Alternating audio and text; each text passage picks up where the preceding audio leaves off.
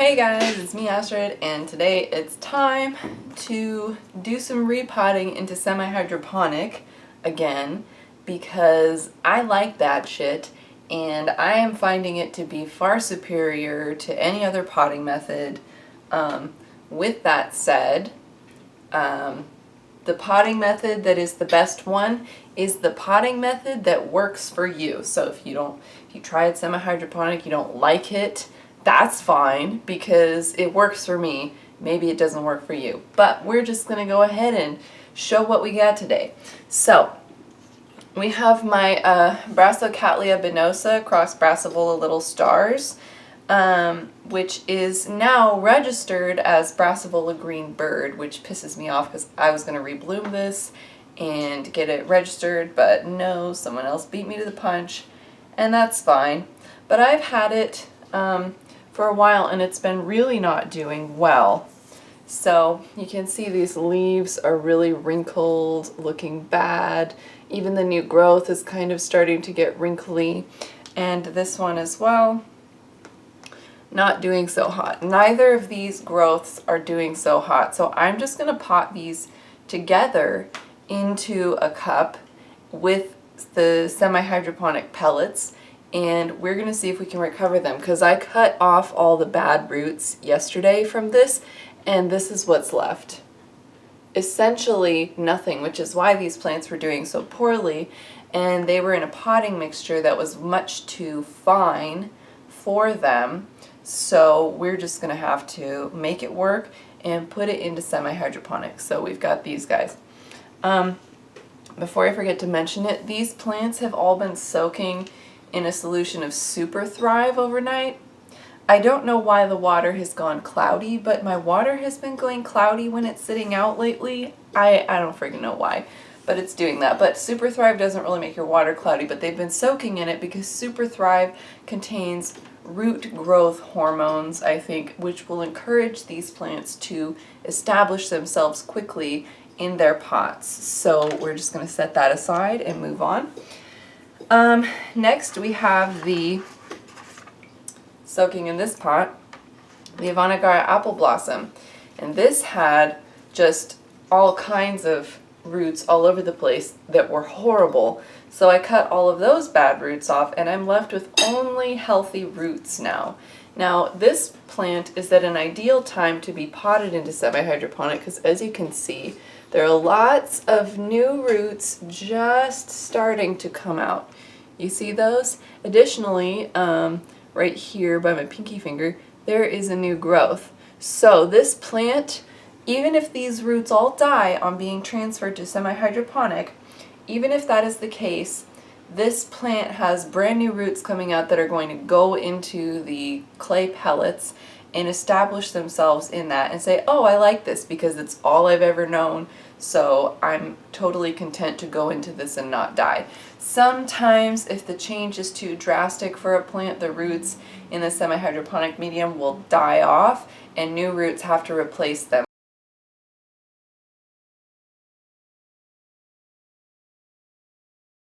which is why sometimes older plants don't do as well switching them to semi-hydroponic as young plants. So there's that. And again, soaked in superthrive overnight. And you can actually soak your whole plant in superthrive overnight, but I'm a chicken and I don't want to risk rot issues, so I didn't do that. And then finally we've got my Vandas from Moats. I've been assured that these are near blooming size and these will bloom pretty soon. I mean, if you look at the leaf span on this one, it's about 8, 9, 10 inches or so. And this one's pretty large also, but I think this one's supposed to be, no, this one's the miniature and this one's supposed to be the bigger one. But either way, I've been assured that these are near blooming size. 6 to 18 months is when they're going to bloom, so heck, we'll see. And it's fine because I got time, I got patience.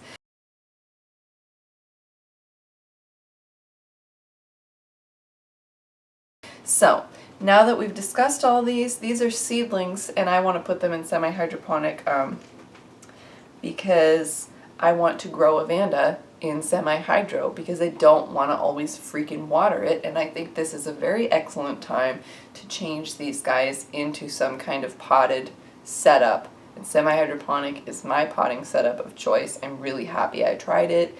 We're gonna go for it.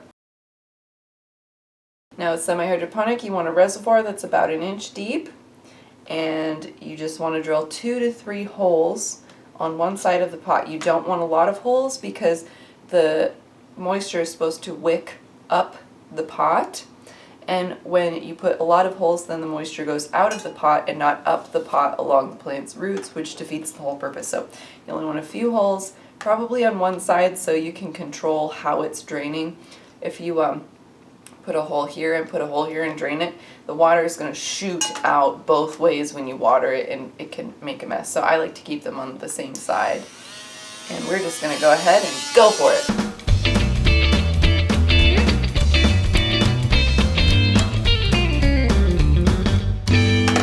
Okay, so we got all our cups made with the little holes.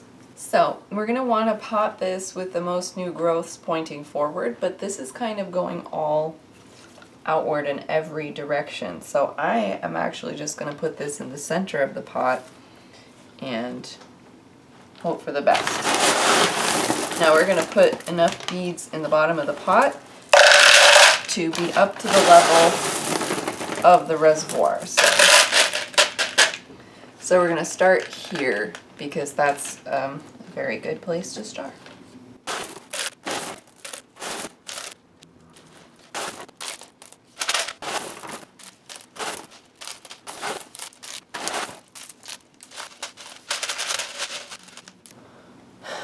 Okay, one plant down. This is relatively sturdy in the pot, and we're just gonna let it go. I'm gonna water it quickly.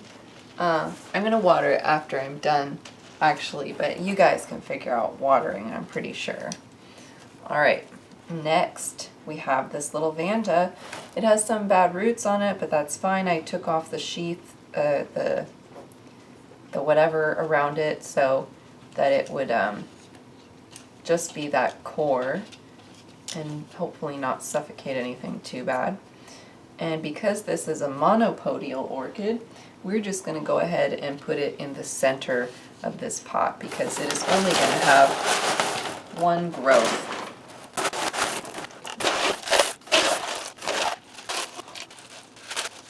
That root already wants to come out the side of the pot, but as you can see, this is a very quick potting method for a lot of orchids, and I like that we can see this root down the side of the pot. That's very nice because we can see how it's doing over time.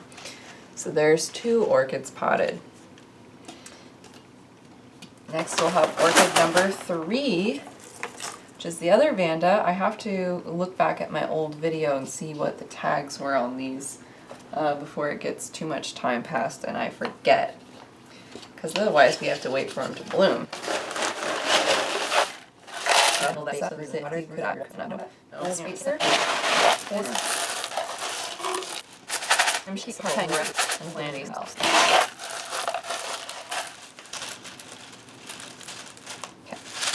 And you can massage the side of this. You can knead it so it gets a little tighter.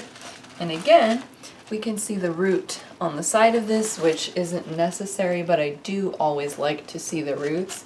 That's plant number 3 done. Now, for the last one, it's going to be kind of trickier because these guys, they don't have roots at all, so they're going to need some help. And I'm potting them in a small pot because with semi-hydro, you don't have to replace the pellets ever. I just learned that from Brassocattleya, the guy who came up with this method of potting your orchids. So you don't ever actually have to replace the beads. So what you do is you put it in a small pot, let it get established, take it out of that pot, and it should hold on to all the beads.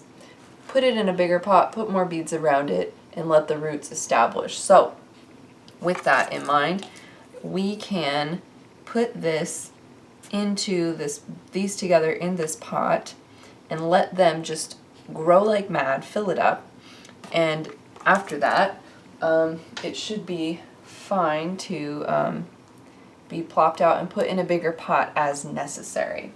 So I'm going to go ahead and hold some stakes on the side of this pot while we go, because I want something to be able to keep these guys sturdy. And I know this Scotch tape isn't going to hold forever, but it's going to help us while we are putting stuff into the pot. So please work a little bit, Scotch tape.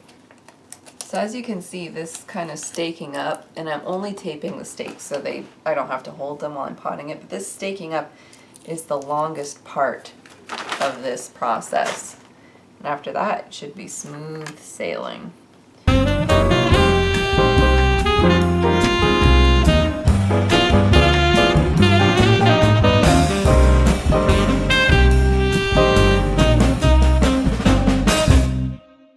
Okay, so now that these are staked up, we're just gonna, again, try to not let them topple over.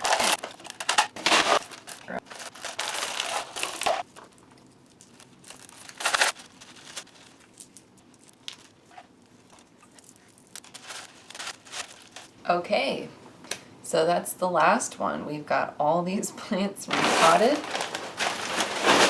into semi-hydroponic growing media. And if you want to know more about growing semi-hydroponically, you can check out Ray Barkalow's website, firstrays.com. He pioneered this technique. He's an engineer. He used his scientific knowledge to devise a better way to grow orchids, and I think it's freaking great. I think semi-hydroponic is awesome. I highly suggest everyone try it. It is said that it works indoors and outdoors. Everything about it rocks as far as I can tell so far. So we're going to see how these plants do. I'll be sure to give you an update, especially on this guy because he's sick. So we've got a recovery, we've got seedlings, and we have a mature plant, all in semi-hydroponic, and maybe I'll try to make an update about these guys later on. So thank you for watching. I hope you have a nice day. Happy growing, and remember, what works for one person doesn't have to work for you. Always grow in the way that works the best for you. And if you try something new, always try it with just a few plants before you go full head on and do a bunch of your plants in your collection, because you don't want to harm a bunch of plants all at once with a method that doesn't actually work in your environment. So yeah, again, thanks for watching. Happy growing. Bye.